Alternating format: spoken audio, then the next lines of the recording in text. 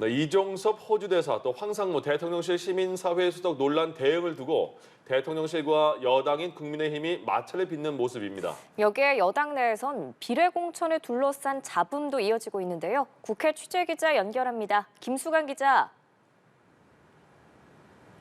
네, 국회입니다. 국민의힘에선 도피성 출국 논란을 빚은 이종섭 대사와 언론인 회칼 테러 발언으로 물의를 빚은 황상무 수석이 결자 해지해야 한다는 목소리가 높아지고 있습니다.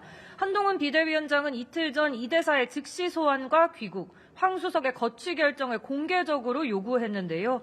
장동혁 사무총장은 오늘 아침 출근길에서 국민의 눈높이에 맞지 않는다면 필요한 결단을 해야 한다고 재차 강조했습니다.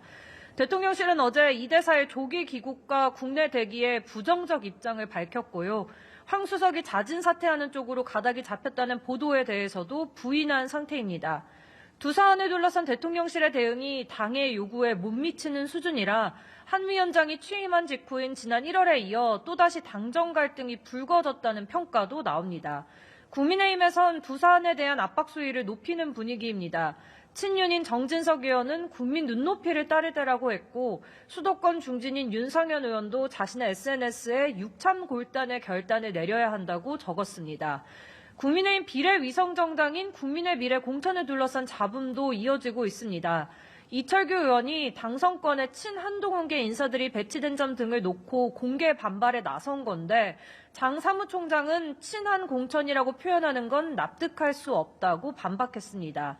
다만 호남 인사들이 전진 배치되지 못했다는 지적과 관련해선 다시 한번 살펴보겠다고 부연했습니다.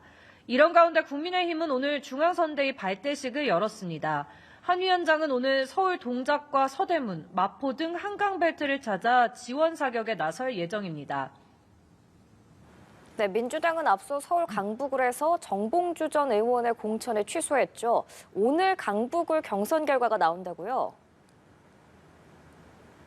네, 그렇습니다. 오늘 저녁 서울 강북을 경선 결과가 발표됩니다. 박용진 의원과 정치신인 조수진 변호사가 맞붙는데 박 의원은 현역 의원 평가 하위 10%에 대한 30% 감점 페널티를 안고 또다시 경선에 임하게 됐습니다.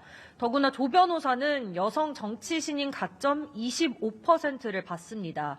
비명계인 박 의원이 공천에서 살아남을지 주목되는 가운데 박 의원이 탈락할 경우 친명체제가 강화될 거란 평가가 나옵니다. 이런 가운데 이재명 대표는 오늘 강원으로 향했습니다.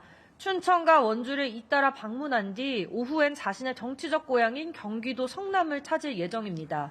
이 대표는 나흘 연속 수도권에서 정권 심판론을 앞세우며 민주당 지지를 호소하고 있습니다.